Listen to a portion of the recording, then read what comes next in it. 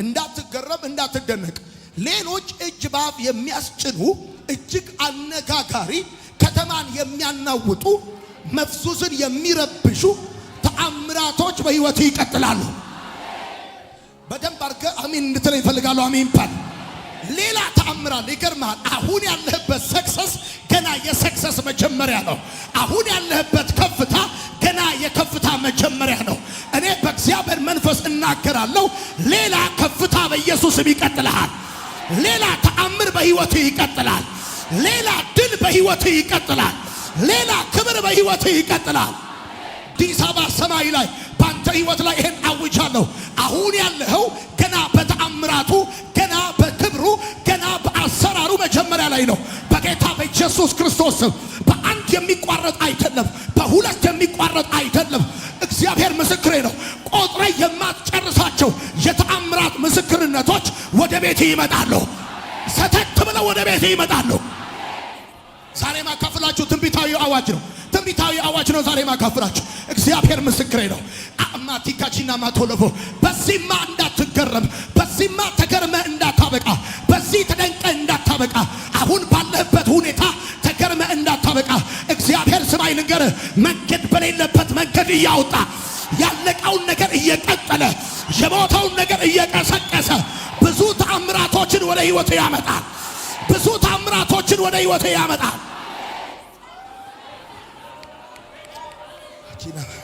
ይሄ አሁን ገና የፊርማ መጀመሪያ ነው። ይሄ ገና የፊርማ መጀመሪያ ነው። ይሄ ገና ኢንትሮዳክሽን ላይ ነው። ቼክ ማይክ ዋን እያልክ ነው። ገና አሁን ባለበት ደረጃ ሰዎች ከተገረሙ አንድ ነገር ነግርሃለሁ። አሁን የሙከራ ስርጭት ላይ ነው ያለው።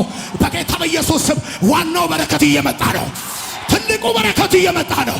አነጋጋሪው በረከት እየመጣ ነው።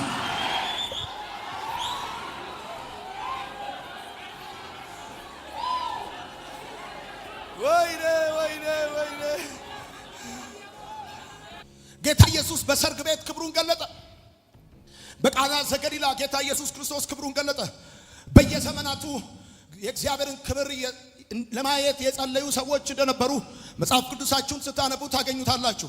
ለምሳሌ በዘፍጥረት መጽሐፍ ምዕራፍ 33 ቁጥር 18 ላይ ሙሴ አቤቱ ክብርህን አሳየኝ ብሎ ጸልዮ ነበር። ሙሴ ጸልዮ ነበር ክብሩን ለማየት። በዚህ ዮሐንስ በወንጌሉ ላይ በምዕራፍ 2 ቁጥር 11 ላይ ክብሩን ገለጠ ነው የሚለው። በቃና ዘገሊላ የሆነው ክብር ደግሞ የሚገርም ነው። እንደው ትንሽ ነገር ዋናው መልእክቴ እሱ ባይሆንም ትንሽ ነገር በሰርጉ ቤት ስለሆነው ነገር ልንገራችሁ። ይሄ በቃና ዘገሊላ በጣም ብዙ ሰዎች ተሰብስበው ነበረ። ጎረቤት፣ ዘመድ አዝማድ ምናምንና ይሄ የሰርጉ ባለቤት ለኢየሱስ የቅርብ ዘመድ እንደሆነ አስባለሁ። ወይም ከፋሚሊው ጋር በጣም ቅርርቦሽ ያለው እንደሆነ እገምታለሁ። እና የሆነው ነገር እንደዚህ ነው።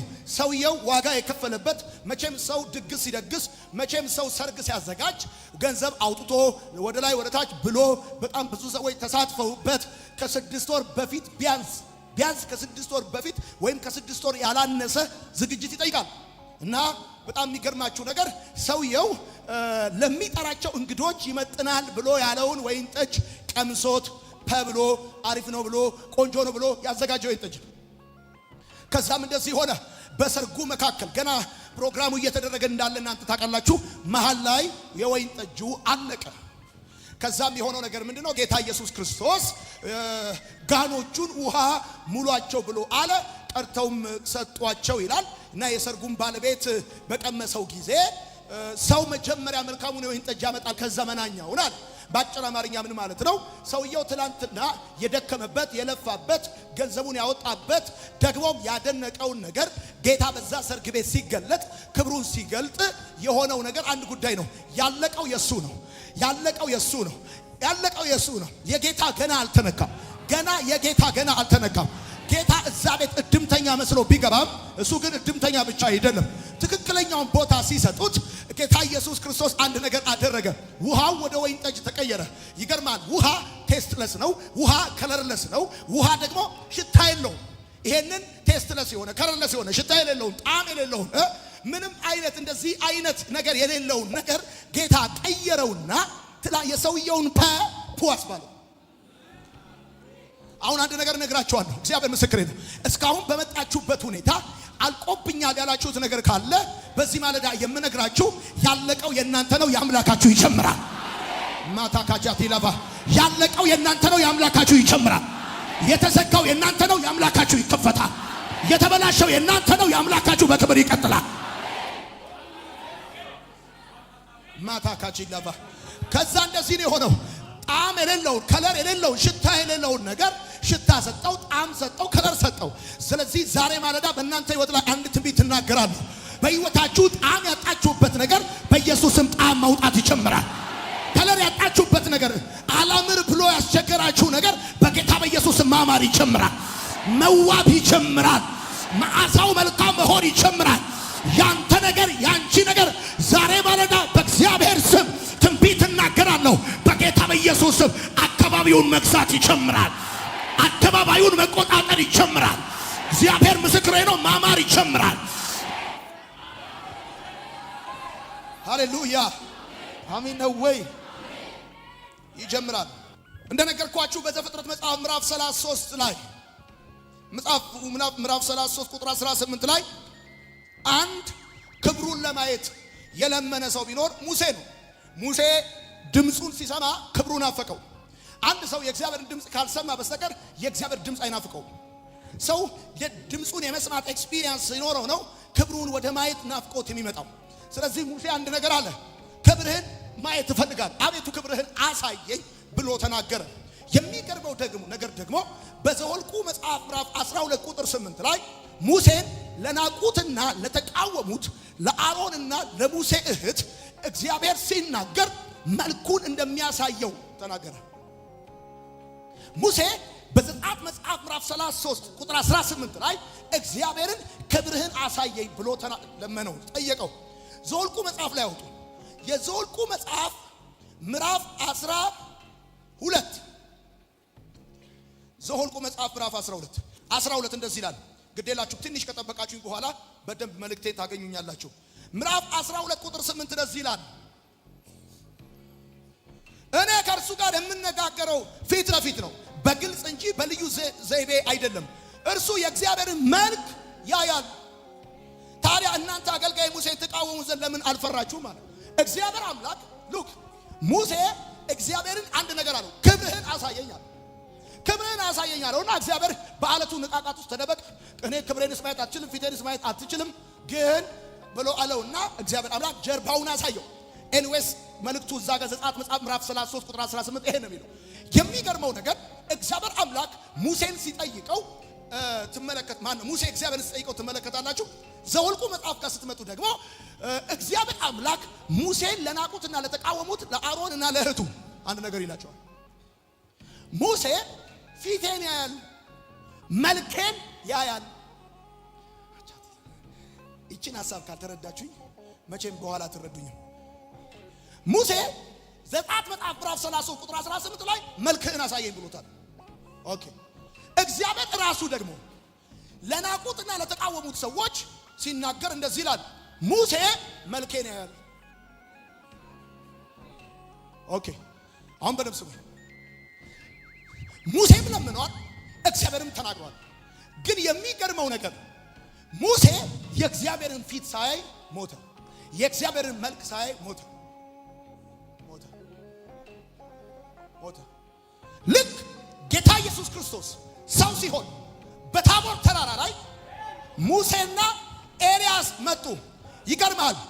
ጸሎቱን ከጸለየ ከ1500 ዓመት በኋላ ከመቃብር ቀስቅሶ ፊቱን አሳየው። አንድ ነገር ነግራችኋለሁ፣ እግዚአብሔር አምላክ ነገራችሁን ቀስቅሶ በክብር ያሳያችኋል። ጸሎቱን ከጸለየ ከ1500 ዓመት በፊት የተጸለየ ጸሎት ተሰማ፣ መልስ አገኘ። ዛሬ ነግራችኋለሁ፣ ዘመኔ አልፏል፣ ጸሎቴም ተረስቷል የምትሉ ሰዎች እግዚአብሔር እንደዚህ ይላችኋል፣ በጌታ በኢየሱስ ስም ክብሬን የምታዩበት ዓመት ይሆናል። በእግዚአብሔር ዘንድ የተረሳ የሚባል ጸሎት የለም። በእግዚአብሔር ዘንድ የረዘመ የሚባል ዘመን የለም። ለእግዚአብሔር ዘመን አይረዝምበትም። ደግሞም እግዚአብሔር አምላክ መርሳት ምክንያቱ አይደለም። እግዚአብሔር አምላክ የአቅም ማነስ ምክንያቱ አይደለም። አንድ ነገር ነግራችኋለሁ፣ እግዚአብሔር ምስክሬ ነው። ክብሩን ለተጠማችሁ ሰዎች እስከ መቼ ነው በጉድለት የምቀጥለው? እስከ መቼ ነው በክርክር የምቀጥለው ያላችሁ ሰዎች እግዚአብሔር አምላክ እንደዚህ ይላችኋል፣ አይደለም በሕይወት ያለ ነገራችሁ፣ የሞተ ነገራችሁ እንኳን ክብሬን ታያላችሁ። ተቀስቅሱ ኢላዲላ ማታካቻናፋ ማታካቼላ ፋቲጋጂናማ ዛባላፋ ጋጃናማቶ ምንም እንኳን ዘመናት ቢረዝሙም ምንም እንኳን ዘመናት ቢረዝሙም ጸሎትን የማይረሳ አምላክ ሙሴን ከመቃብር ቀሰቀሰውና ደግሞ ተናግሯል። ያለውን ሊፈጽም እግዚአብሔር አምላክ መርሳት ምክንያቱ አይደለም፣ ዘመን ምክንያቱ አይደለም። እግዚአብሔር ብሏል ለአሮንና ለሙሴ እህት እንደዚህ ብሏል፣ ሙሴ ፊቴን ያያል ብሏልና ከመቃብር ቀስቅሶ ክብሩን አሳየው፣ ፊቱን አሳየው። እግዚአብሔር ዛሬ ማለዳ እንዲበላቸው ብሎኛል። አይደለም በህይወት ያለው ጉዳያችሁ ሞቷል አብቅቷል ብላችሁ በማስረጃ የተመደማችሁትን ነገር እግዚአብሔር ከመቃብር ቀስቅሶ ክብሩን ያሳያችኋል። ማታካቻቴ ለማቴ ይበላችሁ እንጂ ይናገራችሁ እንጂ እግዚአብሔር ተስፋን ይስጣችሁ እንጂ ዘመን ርዝመቱ አይደለም፣ የዘመን ርዝመት ምክንያቱ አይደለም፣ አቅም ማነስ ምክንያቱ አይደለም።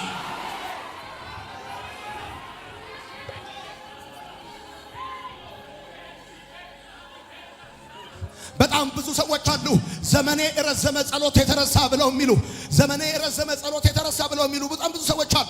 እግዚአብሔር አምላክ የሞተውን ቀስቅሶ የሚያበላ የሺህ ዘመንን ጸሎት የሚመልስ አምላክ ስለሆነ ዘመኔ ረዘመ፣ የመጎብኛዬ ዘመን ረዘመ፣ የረፍቴ ዘመን ረዘመ፣ እፎ የምልበት ዘመን ረዘመ፣ ከመከራ መውጣበት ዘመን ረዘመ። እኔ መቼ ነው ክብሩን የማየው? ልክ እንደ ሌሎቹ ተራም ይደርሰኝ፣ ልክ እንደ ሌሎቹ የኔም ጊዜ እኔም የምመሰክርበት ጊዜ መቼ ነው ያላችሁ ሰዎች አሁን እንደዚህ ይላችኋል ጌታ በዚህ ዓመት ታላቅ ክብሩን ታያላችሁ። ይሄ ዓመት ክብሩን የምታዩበት ዓመት ነው። ይሄ ዓመት ክብሩን የምታዩበት ዓመት ነው። እናንተ የጸላችሁትን ጸሎት ረስታችሁት ሊሆን ይችላል። ለሱ ግን የዘመን ርዝመት የመርሳት ምክንያት ሊሆነው ስለማይችል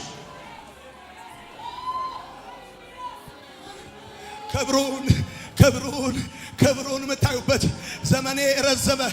ጃቲና ማታ ካቻቲላ ባዲ በጋጂና ማቶ ዛባላ ባጋጃና ማታ ላባጋጂና ማታ ዘመኔ ረዘመ፣ ጸሎቴ ተረሳ።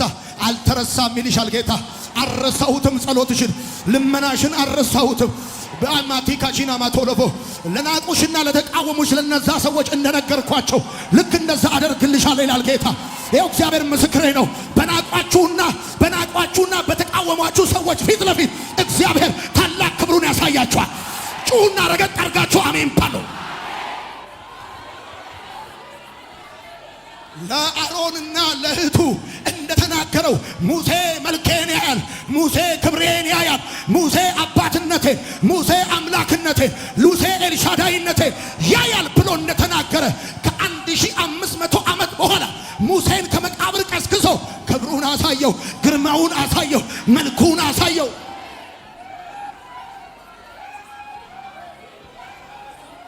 አይዞ ማታ ጋጃኒ ማቲና ማታ ሞቷል ነገሩ። እግዚአብሔርን ተስፋ ያደረጋችሁበት ነገር ሞቷል።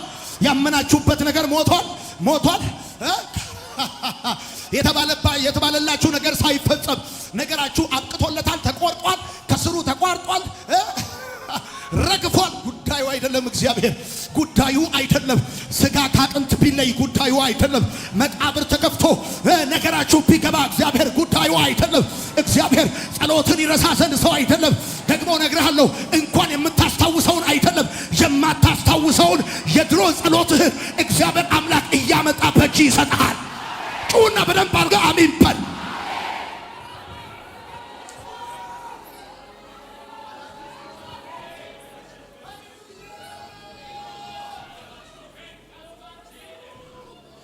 I'm crazy. ይኸው እግዚአብሔር ምስክር እኔ የእግዚአብሔር ቃል ሲመጣ ነገሬ ሊሰራ እንደሆነ በደንብ ነው የማውቀው። ይውልሲ ታያላችሁ። እግዚአብሔር ምስክሬ ነው። ከ5500 ዓመት በኋላ ነው እግዚአብሔር የሰውን ዘር ያሰበው። ከ5500 ዓመት በኋላ እግዚአብሔር የሰውን ዘር አስቦ for the first time ጴጥሮስ ያዕቆብና ዮሐንስ መለኮት በክብሩ ሙሴና ኤልያስ ሲገለጡ ይሄንን መልክ ይሄንን ክብር እንዳያይ አዳም ከኤደን ገነት ተባረረ። አዳም ከኤደን ገነት ከተባረረ ከ5500 ዓመት በኋላ እግዚአብሔር ራሱ ይገርማል ሙሴን ከመቃብር ጠርቶ ኤልያስን ከሕያዋን መንደር አምጥቶ ሁለቱንም አምጥቶ ጴጥሮስ ዮሐንስና ያዕቆብ እያዩ ስማ ልንገር፣ እግዚአብሔር ምስክሬ ነው። አይደለም የዛሬ 6 ወር የዛሬ 6 ዓመት የጸለይከውን አይደለም ቅምቅም አያቶች የጸለዩትን ጸሎት ዘንድሮ ያወርድብሃል። ታካቺና ረገጥ አርግና አሜን በል። ከብዙ ሰዎች ጋር ልዩነት የምታመጣው አሁን እዚህ ጋር ከብዙ ሰዎች ጋር ልዩነት የምታመጣው እግዚአብሔር ምስክሬ ነው። ክብር ገባ ቤት፣ ክብር ገባ ቤት፣ ክብር ገባ ቤት፣ ክብር ገባ ቤት። መቃብር ተከፈተ፣ እስራት ተበጠሰ፣ ቀንበር ተሰበረ።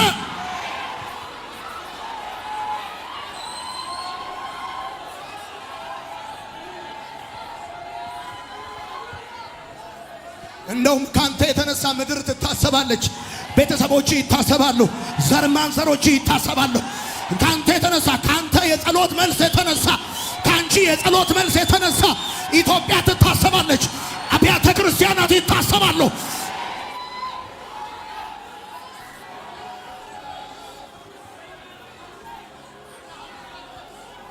ስማ ለዛ ቤት ካደረገው ነገር የተነሳ እምነት የተረፈው ለደቀ መዛሙርቶቹ ነው። በቃና ዘገሊላ የተደረገው ተአምራት ትርፉ ለደቀ መዛሙርቶቹ፣ ደቀ መዛሙርቶቹም በእሱ አመኑ ተብሎ እንደተጻፈ ይገርምሃል። የክርስቶስን አዳኝነት የተጠራጠሩና ማመን ያቃታቸው ሰዎች ያንተ ጉዳይ ከመቃብር ወጥቶ በሕይወት እንደገና ወግ ሲያደርግ ያዩ ጊዜ ወደ ቸርች ወደ እግዚአብሔር ሐሳብ እስቲ በደንብ አርጋ አሜን በል። እኔ አሁን የእግዚአብሔር መንፈስ እንደዚህ ነው የሚናገረኝ። የብዙዎቻችሁ ጉዳይ መቃብር እየተከፈተ አበቃ፣ ከተመ፣ ተደመደመ።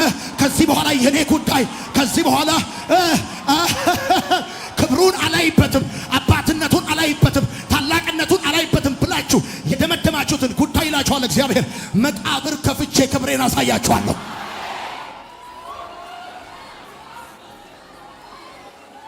ትንቢታዊ መልእክት ሲመጣ ኖርማላቱ አሁን ዛሬ የምነግርህ ነገር እንደ ዓርብ ዕለታው ነጥብ የለውም። ነጥብ 1፣ ነጥብ 2፣ ነጥብ 3 የለውም። ነጥቡ 1 ክብር ነው። ነጥቡ 2 ክብር ነው። የምነግርህ ነገር እንደዚህ ነው። እግዚአብሔር ምስክሬ ዘመኔ አልፏል፣ ጸሎቴም ተረስቷል ያላችሁ ሰዎች ዘመኔ አልፏል። የሥራ ዘመኔ አልፏል። የትዳር ዘመኔ አልፏል። የአገልግሎት ዘመኔ አልፏል። የክብር ዘመኔ አልፏል። ከዚህ በኋላ ብሮጥም አልደርስበትም ያላችሁ ሰዎች እግዚአብሔር እንደዚህ ይላችኋል። የሺህ ዘመኑን ጥያቄ መቃብር ከፍቶ የሚመልስ የሞተውን አስነስቶ የሚመግብ አምላካችሁ እግዚአብሔር በዚህ ዓመት ክብሩን ያሳያችኋል። ክብሩን እግዚአብሔር ያሳያችኋል።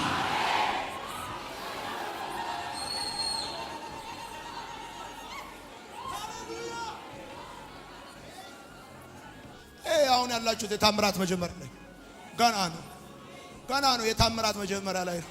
ሌላ አለው እግዚአብሔር አባትሽ፣ ሌላ አለው ማአታ ጋቻኒና ማዲላ አምላክሽ ሌላ አለው። የሚስማማ ሰው ካለ አሜን ይበል። ከኔ የተነሳ ካንቺ የተነሳ እግዚአብሔር ብሏል። ሙሴ መልኬን ያያል ብሏል። አንብቤልሃለሁ። ዘፍጥረት ዘኍልቍ መጽሐፍ ምዕራፍ 12 ቁጥር 8 ላይ አንብቤልሃለሁ። ሙሴ መልኬን ያያል አለው። እሺ መቼ ሳያይ ሞተ እንዴ? ቢሞትም ይነሳላ። ተጠርቶ ከገባበት ተጠርቶ ተቀስቅሶ ያያል። ሞቷል። ተቀስቅሶ ማታካቻ ያዛተ ማቲካቺና ማታ ዘባላ ባጋቻና ያያል። አንተ አሜን በልባክ መብቱ ነው። አንተ ኖርማል መንፈስ የተመታ አይደል? በቃ ልቀቅለት። እንደፈለክ ነው። ክብሩን ታያለህ። እግዚአብሔር ምስክር ክብሩን ታያለህ። ተጠርተህ ክብሩን ታያለህ።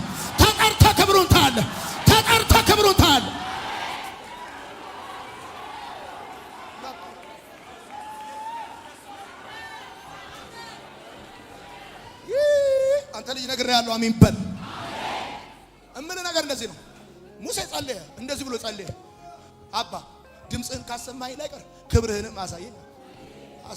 ከዛስ እግዚአብሔር ደግሞ ሙሴን ለናቁትና ለተቃወሙት ለአሮንና ለእህቱ መልኬን ያያል አላልከኝም? አባ መልኬን አሳየዋለሁ። ለኔ አይደለም እንደውም ያልከው፣ ለጠላቶች አይደለም ያልከው እንዴ?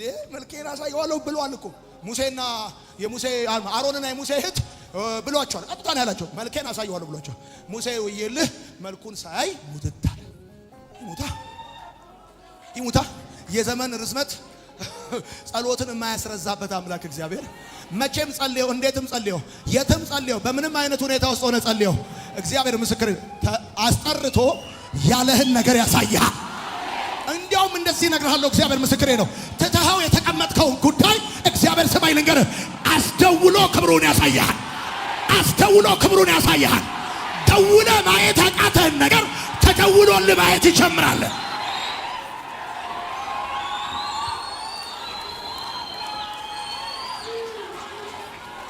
ወደ መሞት ነገራችሁ ወደ መሞት የሆነባችሁ ሰዎች አይደለም እያወሩ ያሉት። ወደ መሞትማ ከሆነ ጥሩ ነው። ኦልሬዲ የሞተባችሁ ሰዎች ነው ብላችሁ ኦልሬዲ የሞተባችሁ ጸልያችሁ የሞተባችሁ ጾማችሁ የሞተባችሁ እግዚአብሔር ተናግሯችሁ የሞተባችሁ ብሏችሁ የሞተባችሁ ብሏችሁ እግዚአብሔር ብሎ እንዲያረጋለሁ ብሎ የሞተባችሁ ሰዎች እግዚአብሔር የተናገረው ነገር የሚያደርግላችሁ ነገራችሁ በሕይወት ስላለ አይደለም። እሱ በሕይወትም በሞትም ላይ ጌታ ዶንት ፎርጌት ይሄን። እሱ በሞትም በሕይወትም ላይ ጌታ እሱ በሞትም በሕይወትም ላይ ጌታ ነው። እኔ ይሄንን ቃል ስቀበል በሁለቱም መልኩ ነው አሜን እያልኩ ነበር። በሁለቱም መልኩ ስማ፣ እኔ ጸልዬ እኔ ለኔ በሚመለስልኝ መልስ እኔ ብቻ እንዳልሆንኩ መሰለ የምታስበው ብዙ ትውልድ ነው የሚታሰበው። ብዙ ትውልድ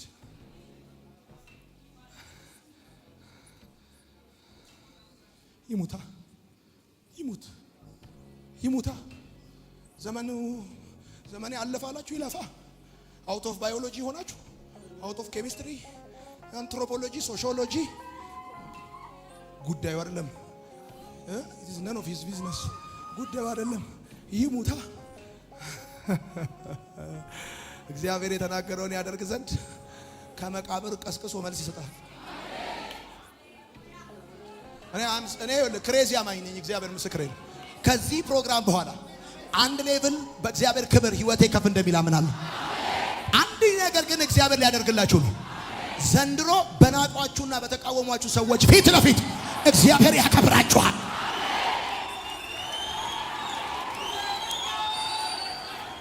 በቃ ዛሬ እሁድ ነው። ማኮቫ አክባሪዎስ የሆነ መንፈስ አቅላሊዎስ ተመቷል። ክብሩን ታል እንደዚህ ብላችሁ ያዙት። አጠገባችሁ ያለውን ሰው እግዚአብሔር የመርሳት ምክንያትም በሉት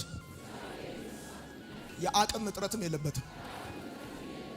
እግዚአብሔር የመርሳት ምክንያትም በሉት የአቅም እጥረትም የለበትም። ነገርክ የዘገየው በሉት እረስቶም አይደለም አቅም አጥሮትም አይደለም። ክብሩን ሊያሳይ ነው በሉት። ክብሩን ሊያሳይ ነው። ዛሬ እኮ ትንቢታዊ አዋጅ ነው የምትሰሙት። ትንቢታዊ አዋጅ የፊርማ መጀመሪያ ገና የታምራት መጀመሪያ ላይ ያላችሁት እኔ አየዋለሁ። በመንፈሴ በመንፈሴ አየዋለሁ። ተጠርቶ ሲወጣ አየዋለሁ።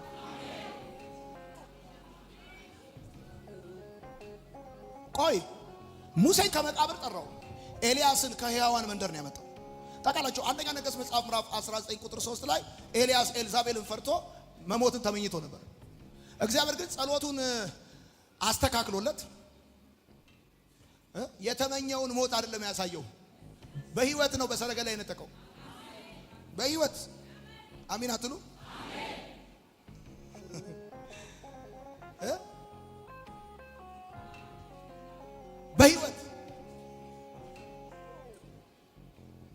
በህይወት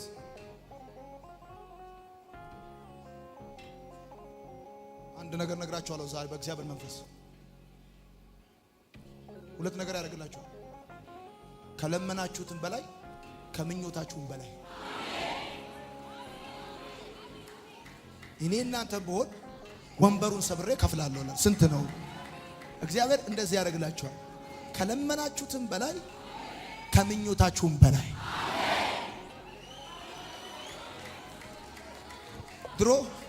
ድሮ ዋይፍን አስቸግራት የነበረው ሁሉ አዲስ አበባ ስንመጣ ከሻሸመኔ ምንድን ነበር ያ መኪና? ቪታራ ነው። ቪታራ ካልገዛውላት በቃ እኔ እቺ መኪና ነው የምገዛው። እግዚአብሔር እቺን መኪና ቢሰጠኝ በቃ ሌላ ምንም ነገር አልፈልግም ብላ አሁን ከኋላ ሳያት ምን ሆነ ነው ምን ሆነ ነው?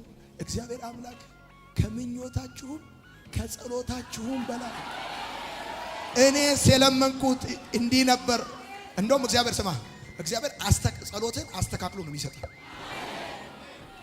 በሞትኩ ስትል ታውቃለህ፣ እኛ ሰዎች ታውቃለህ፣ መከራው ስንሆን ጸሎታችን ሰካራም እንደሆነ እግዚአብሔር እኛ ችግሩ ስንሆን ጸሎታችን ድፍርስ ነው። እግዚአብሔር እያጠለለ ነው የሚሰማው። እያጠለለ ነው የሚሰማው። እያጠለለ ነው የሚሰማው። እንደዚህ ነው የሚሆነው። እግዚአብሔር ከልመናችንም ከምኞታችንም በላይ አንድ ነገር ታውቃላችሁ። በታቦር ተራራ ጌታ ኢየሱስ ክርስቶስ ሙሴና ኤልያስን ሲጠራቸው ክብሩን ሲያሳያቸው ክብሩን የምታዩበት ዓመት ዘንድሮ ነው የምላችሁ። አሁን እያልኳችሁ ክብሩን የምታዩበት ዓመት ዘንድሮ ነው። ክብሩን ጌታን መዝገብ አይደለም፣ ፋይል አይደለም፣ መቃብር ተከፍቶ ክብሩን ታላችሁ። ምን አይነት ነገር ነው ባካችሁ? ኖርማል ጴንጤ ተመታ።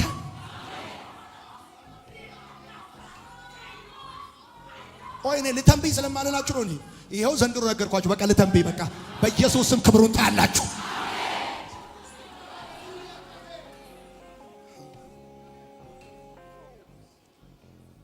ለመሰላችሁ ክብሩን የሚያሳያችሁ መልሱ ይሄ ነው። እኔን ማን ይሉኛል ብሎ ኢየሱስ በጠየቀ ጊዜ ማቴዎስ ሲናገር ምን አለ? ኤልያስ ወይ ሙሴ ነህ ይላሉ አለ። ጴጥሮስ ደግሞ በሰማይ መገለጥ አንተ ክርስቶስ የእግዚአብሔር ልጅ ነህ አለ። ሳያይ ያመነውን አሳይቶ ከፈለው። ጴጥሮስ ሳያይ ያመነውን አሳይቶ ከፈለው። ሙሴም ኤልያስም እንዳልሆነ እሱ ክርስቶስ የእግዚአብሔር ልጅ እንደሆነ፣ ክርስቶስ የእግዚአብሔር ልጅ ነው ማለት የባህሪ መለኮት ነው ማለት ነው። እሱ እግዚአብሔር እንደሆነ ጴጥሮስ እሱ እግዚአብሔር እንደሆነ ያመነው ሳያይ። እንግዲያውስ ይላችሁ በዚህ ዓመት ክብሩን የሚያሳያችሁ ከክብሩ በፊት ሳታዩ በምድረ በዳ ስላመናችሁ እግዚአብሔር ሳያዩ ያመኑትን ሰዎች የሚከፍላቸው አሳይቶ ማየት ደሞዛችሁ አታካቻታ አሳይቶ ደሞዛችሁን የገባው ሰው ብቻ ካለ በባዶ ኪስ ያመናችሁ ሰዎች እግዚአብሔር ምስክሬ ነው፣ እግዚአብሔር ሞልቶ ይከፍላችኋል። በምድረ በዳ ያመናችሁ ሰዎች እግዚአብሔር ዓለምን ይከፍላችኋል። እሱ አምላካችሁ እንደሆነ፣ እሱ አዳኛችሁ እንደሆነ፣ እሱ ቤዛችሁ እንደሆነ ሳያይ ያመነውን አሳይቶ ከፈለው። ህመም ላይ ሆናችሁ ያመናችሁትን እግዚአብሔር ፈውሶ ነው የሚከፍላችሁ። እኔ እግዚአብሔር ብሎኛል፣ እግዚአብሔር ተናግሮኛል። አንድ ጉዳይ ይሆናል፣ አነጋጋሪ ነገር ይሆናል፣ አስገራሚ ነገር ይሆናል፣ የብዙዎችን አቋም የሚያስቀይር ነገር ይሆናል። ሁሌ እኮ ነግራችኋለሁ። ሐዋሳ አንደርግራውንድ ውስጥ ሆኜ መሬቱን እየመታው ድምድምታው ይላል ጓ አረገውና አዲስ አበባ ይሰማል፣ ቤተ መንግስት ይሰማል። እመታዋለሁ መሬቱን እየመታው ካካካካካ ሲል ይሰማችኋል፣ ድምድምታው ይሰማል። እኔ ከአንድ ቃል በኋላ ሌላ አንድ የእግዚአብሔር አደራረግ እንደሚመጣ አውቃለሁ። እግዚአብሔር ምስክሬ ነው። እግዚአብሔር ምስክሬ ነው።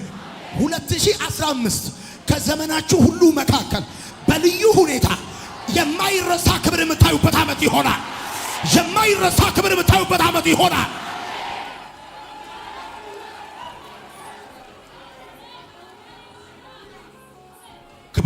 ክብሩን ገለጠ።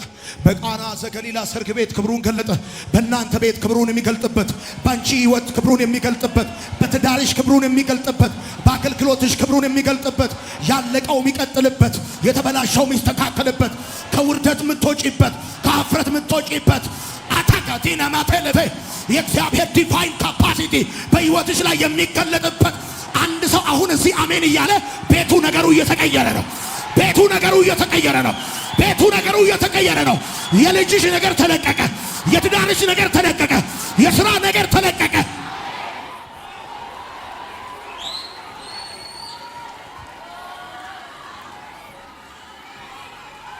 ወደ መቃብር እየወሰድሽው ያለው ነገር ይኸው እግዚአብሔር እንደዚህ ለያለ አንዲት ሴት ለማን እንደሆነ አላውቅም። አንቺም ከፈለግሽ ውሰጂው።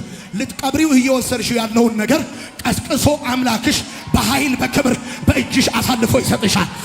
ወደ ሞት እየወሰዳችሁት ያለውት ነገር፣ ወደ መቃብር እየሄደ ያለ ነገር በጌታ በኢየሱስ ስም ኃያል ሰራዊት ሆኖ ይነሳል።